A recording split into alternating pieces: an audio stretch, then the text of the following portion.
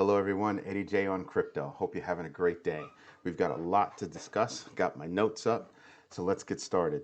Um, the crypto.com hack.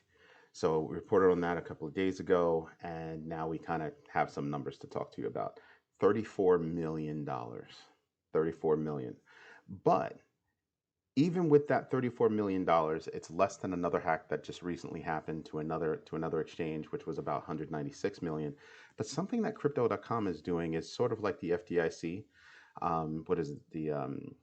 I forgot what FDIC stands for. Let's go look that up.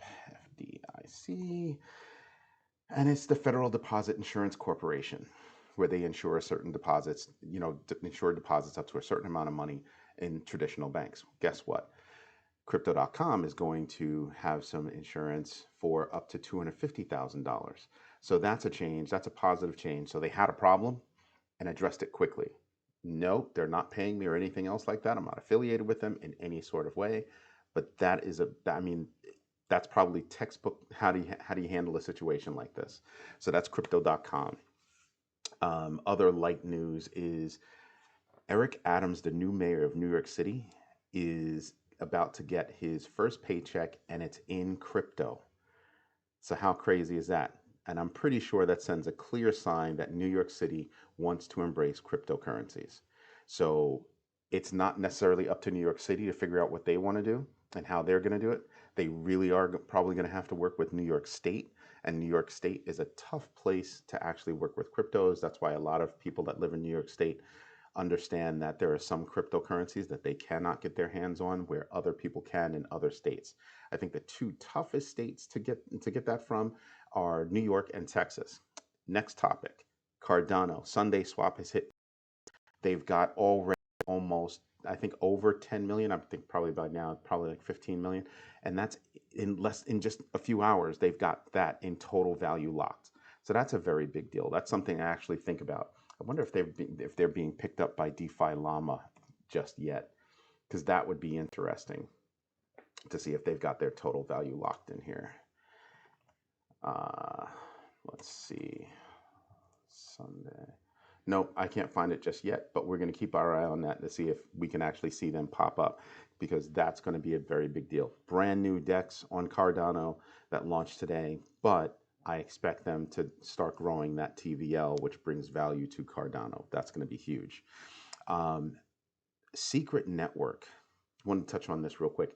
Came across an article earlier where Quentin Tarantino, I guess writer, director, everything for Pulp Fiction, huge cult following there, is actually going to launch a set of Secret Network NFTs, meaning NFTs on the Secret Network, that are going to be pieces from Pulp Fiction. They can be video clips, they can be anything, because he owns the whole thing for Pulp Fiction. So they can be anything, scripts, videos that weren't put in the movies, all that kind of stuff. And that's probably going to drive the price high. The reason why I'm looking at it isn't necessarily because of Quentin Tarantino. It is why he chose that network. That network is actually built, their smart contracts are built from the ground up with privacy in mind. So I don't know how that works right now, but that's something I'm keeping an eye on, because I think that's kind of a big deal. As you start to look at smart contracts, NFTs, digital rights management, I think if they're doing what I think they're doing, even if they're doing just a slither of that, that could be a game changer in an NFT space for smart contracts and how and what gets transferred, on there. So that's something. Something else that came up. Well, you heard Google. Google's getting into, I reported that yesterday, Google's getting into stuff. But Meta tried, when they were still called Facebook, tried to create their own coin, couldn't do it. Now Meta is interested in allowing people to view, probably manage their NFTs on Facebook and Instagram. Now it's just Facebook and Instagram, but they could also be thinking about it for WhatsApp. Think of Oculus, because they have the visors and everything, virtual reality. That could be something. But whatever they do, if they get involved in that space, imagine the number of people that are already going to have it built in, just like Google. Imagine the number of people that are already going to have certain things built in. So that's going to be a very big deal, and I think that's coming. Something else that happened, JP Morgan, the analysts there are alerting, they've sent out a warning that the market share that Ethereum has in the NFT space is dwindling. And there's a specific reason why. And the winner for that, the clear winner for that is Solana, but I would assume other platforms, other coins would also have that, like Polygon, because Polygon has its own network in addition to being, an off ramp for Ethereum. So that's something I'd be looking at.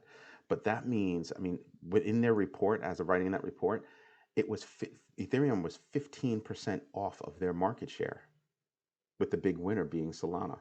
So that's a big deal. Hence, I mean, I told you before I was going to experiment with NFTs. My business was going to experiment with NFTs, and we are. And who do we choose? We chose to to mint our NFTs on FTX US and do that via Solana. Why? Because the prices are so low. I think I paid 18 cents for my first minted NFT. Well, technically not my first. I have unstoppable domains and those are NFTs. But for my first real, truthful NFT, 18 cents. Wow, that's huge. When I did everything on the Unstoppable net, with unstoppable domains, I minted those on Polygon, and guess what? They were free. So at 18 cents, that's about free, right? So now you're looking at all these kinds of things that you could be doing with, with NFTs on a network that's faster, scalable, or at least more scalable in Ethereum, or two networks that you can do things on. That's really big. Those are really big things. Excuse me. So something else that I'm looking at that, because I'm trying to collect as much data as I possibly can, flip that data into knowledge, actionable knowledge. And one of the things that I noticed was Russia's bank. They're saying that they want to ban crypto altogether. Not altogether, like as a private citizen, you'd still be allowed to own crypto, but you wouldn't be allowed to use it to purchase goods, services, or labor. And they're looking to implement punishment for that, for doing any kind of transactions with crypto. So if somebody sends you crypto to send you crypto, or you buy crypto, fine, you can own crypto. But imagine getting in trouble because you tried to pay somebody you doing crypto. That could wind up being a no-no in Russia, which is weird, right? As the other day I keep saying that, the countries that are going to adopt crypto the fastest are probably, in terms of, full-blown adoption, are probably going to be small nations, nations that have trouble with their own fiat, those kinds of things. Last time I checked, Russia's kind of hurting. I'm surprised that they would take this kind of a turn. And, it makes me wonder, well, is it because if they adopted crypto, and this is just me just thinking off the top of my head, if they adopted crypto, that would devalue their own fiat. Hence, a lot of people would lose money in that space.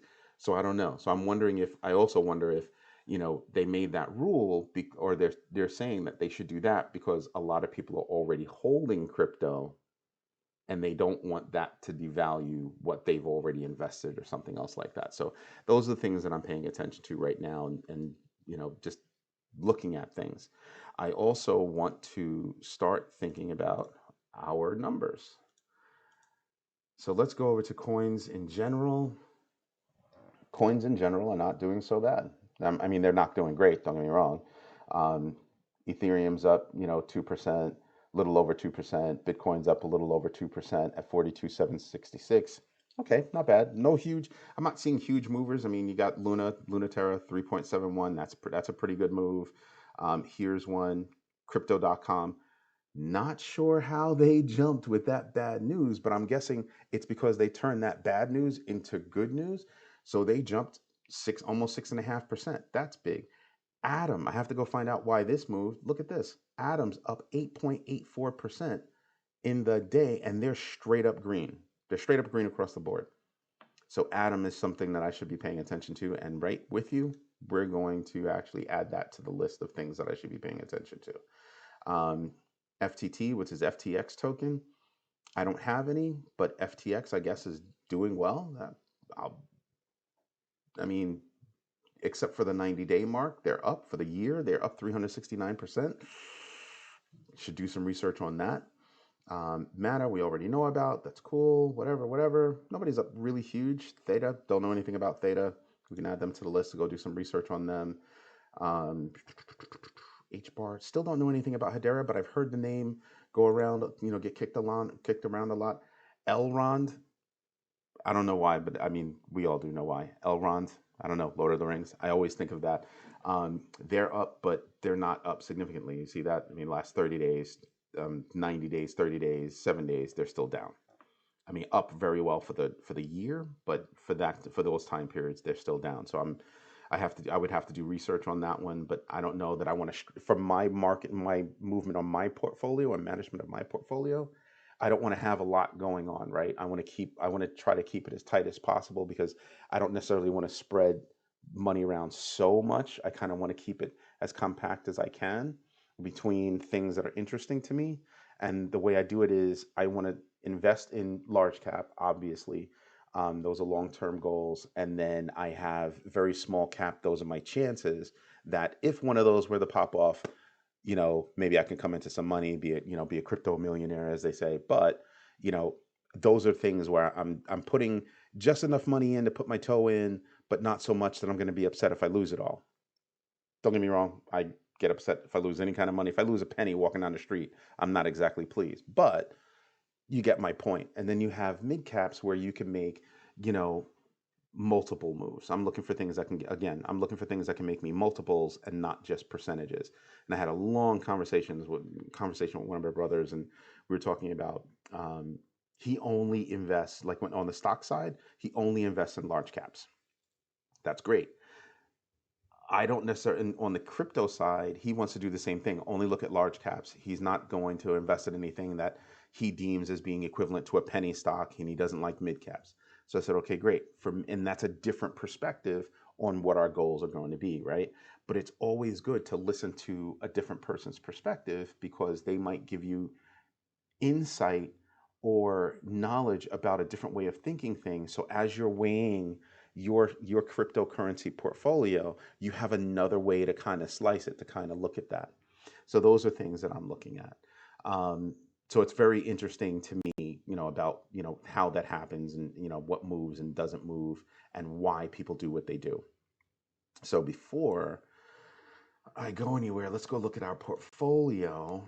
And our portfolio is basically break even, but not really, right? So if you look, our portfolio sucks because we bought everything high, but things are starting to come back around. If I look over here at the actual purchases, we're looking at, okay, we're still down here, we're down here, we're down here. We're down in big numbers in a couple of places. Saitama, which is a long shot, is kind of hurting my feelings. Crypto.com, okay, it's up a little bit. Algorand was down, it's up, but this is only a test. I mean, we have less than $2 here, so I don't really care about it, and I don't use them. I mean, it's a good crypto, but I don't use it. To me, it kind of stays within a space. They'd have to do stuff to actually make big moves, and I don't know that they're doing anything more than the cryptos that I already have, right? Because remember what I told you before is I'm looking at cryptos that are in the similar space or similar category as I have my categories figured out. Um, so I'm not necessarily going to invest in that coin when this coin is on the move, right? But I'm looking at that whole sector, if you would, when it comes to cryptos. I'm still being hurt by Gala. Gala is really hurting my feelings at 34 cents. I mean, we bought, our strike is 34. That's great. If you look at Gala now, they're at 28. So yeah, hurting my feelings a little bit, but you know, maybe they'll come back. We'll see what happens. But nothing here is really hurting my feelings, given how much cryptos can move in a heartbeat with just a little bit of name, right? A little bit of news, rather. I'm also taking a hard look, I told you before, at VeChain. So I'm kind of like, in my personal portfolio, I probably want to buy some VeChain. They're at 73 right now, or 7.3 cents. I could have gotten them when they were at 7.2. Not going to stress it. Well, in terms of when I saw it, could have been lower, could have been higher, but in terms of when I saw it, it's at 73 cents or 7.2. Let's see it now. It's getting back into 7.2s, but basically still 7.3 when you look at that number. but that is a coin that I'm interested in because I think they're going to be doing things this year. I think that they're probably going to have some big news. And again, I'm not being paid by any one of these cryptos. I'm not associated with any one of these cryptos. These are just the cryptos that I've decided these are the spaces that I want to be involved in. And I think I've chosen some pretty decent movers. Not to say that I shouldn't review what's going on, but for the most part, this is what I'm looking at. Anyway, this is Eddie J on crypto. If you have any questions, hit the like button, hit the subscribe button. Don't forget to actually get notifications about when when I post something new. It's really helpful to me, and I'm hoping that it's helpful to my kids as well as they take a look at the videos and see what my mind thoughts are and how I'm thinking, how I'm moving, and what goes into all of my calculations. Because I'm not just looking at numbers, I'm looking at what those utilities are for certain things. So anyway, hope you have a great day. Bye bye.